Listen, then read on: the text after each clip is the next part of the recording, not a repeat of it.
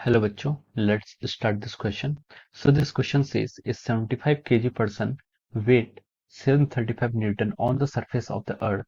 How far above the surface of the earth would he have to go so as to lose 10% of its body weight? Okay, तो चलिए बच्चों अब हम इस question को start करते हैं। तो देखिए बच्चों, इस क्वेश्चन का जो आपका की कॉन्सेप्ट है, इस क्वेश्चन का आपका की कॉन्सेप्ट हम लिख सकते हैं कि आपका variation in the value of g आपका क्या होता है। जी की वैल्यू में क्या होता है, वेरिएशन होता है विद द हाइट। ठीक है, तो हम लिख सकते हैं, इसको हम लिख सकते हैं की कॉन्सेप्ट में variation in g with height. Height के साथ साथ आपका जी में क्या वेरिएशन हो रहा है, हमें यहाँ पर ये कैलकुलेट करना है। देखिए उसने हमें क्वेश्चन में क्या गिवन किया है, क्वेश्चन में उसने गिवन ये किया है कि 75 केजी का कोई पर्सन है जिसका वेट कितना आ रहा है, 735 न्यूटन आ रहा है। वी नो दैट वेट को हम क्या लिख सकते हैं, मास times gravity on the surface of the अर्थ। ठीक है, अर्थ की सर्फेस पे ये लिख सकते हैं। अब देखिए उसका वेट कितना है, उसका वेट उसने दे रखा है 735 newton is equal to mass. Mass भी हमें गिवन है कितना, 75 kg into acceleration due to gravity जी।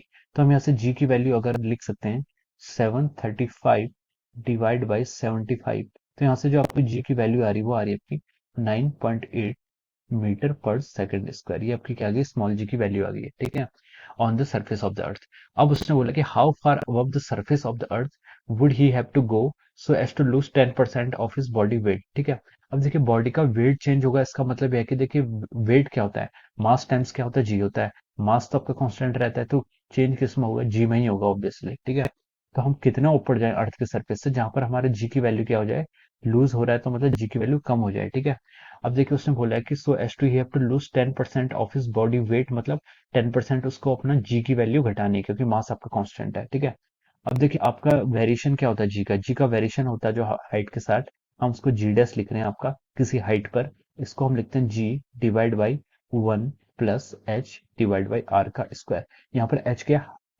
आपकी height from the surface of the earth, earth की सर्फेस से हाइट है, और आर के आपके रेडियस ऑफ द अर्थ, और जो स्मॉल जी ये क्या है, acceleration due to gravity on the surface of the earth, और जी डैश की acceleration due to gravity at a particular height. तो ये सब हमारे यहाँ पर पैरामीटर्स हैं। अब जी डैश कितना हो जाएगा, जी डैश कितना हो जाएगा, 10% हो जाएगा, जिसका है वो अपना 10% लूज कर देगा। यानी कि जी का हम देखें जैसे कि जी की वैल्यू क्या हो जाएगी, 10% लूज हो जाएगी, तो अब जो नई जी की वैल्यू कितनी बचेगी, वो बचेगी आपकी 9/10 ऑफ जी। ये क्लियर है। देखिए 10% लूज कर दिया है, टोटल 10 था, 10 का उसने 10% लूज कर दिया, यानी कि आपने 1 लूज कर दिया, तो 10 का अगर 10% लूज करेंगे तो 1 लूज हो जाएगा, तो बचेगा कितना, 9। ठीक है, तो 9/10 जी यहाँ से इतना आ जाएगा, into g divide by 1 plus h/r का, इसको आप ऐसे ही लिख दीजिए अभी, 1 प्लस h/r का होल स्क्वायर। ठीक है, अब देखिए यहाँ से आप जी से जी को कैंसिल कर सकते हैं, और 1 प्लस h/r को अगर आप इस साइड लेके आएंगे, इसका स्क्वायर इज इक्वल टू, इधर ही आएगा आपका आएगा 10 डिवाइड बाई 9, इसको आप ऐसे लिख सकते हैं। ठीक है, अब देखिए 1 प्लस h/r का स्क्वायर, आप इसको ऐसे लिखेंगे। अब देखिए 10/9 कितना होता है आपका, 10/9 होता है आपका 1.11, और इसको अगर आप फर्दर सॉल्व करेंगे तो रूट ऑफ ये कितना आ जाएगा, 1.11। ठीक है, अब मैं इसको यहाँ से सॉल्व करना शुरू करता हूँ, ये आ जाएगा 1 प्लस h/r, यहाँ से स्क्वायर वाले टर्म को मैंने क्या कर लिया, रूट ऑफ 1.11 यहाँ से लिख लिया। तो देखिए रूट ऑफ 1.11 जो होता है आपका, वो आता है 1.053, ये क्या हो जाता है आपका, रूट ऑफ 11।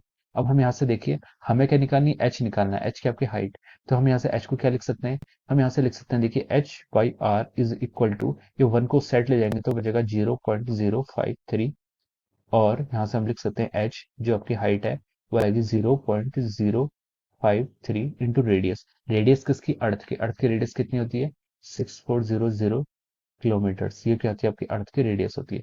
अब यहाँ से हम एच की वैल्यू अगर कैलकुलेट करेंगे, तो एच की वैल्यू आपकी आएगी 339.2 किलोमीटर्स। ठीक है, तो ये क्या आ गई आपकी एच। ठीक है, तो इसका मतलब है कि अगर उसको अपनी बॉडी का 10% वेट को लूज करना है, ठीक है, तो उसे अर्थ से 339 या फिर अप्रोक्सीमेटली 340 किलोमीटर की डिस्टेंस ऊपर जाना पड़ेगा, उसको अर्थ की सरफेस से 340 किलोमीटर क्या जाना पड़ेगा, अब डायरेक्शन में जाना पड़ेगा from the surface of the अर्थ, तभी उसका वेट क्या होगा, 10% लूज हो पाएगा। ठीक है, so this is the answer of this question, and I hope you all understood this concept.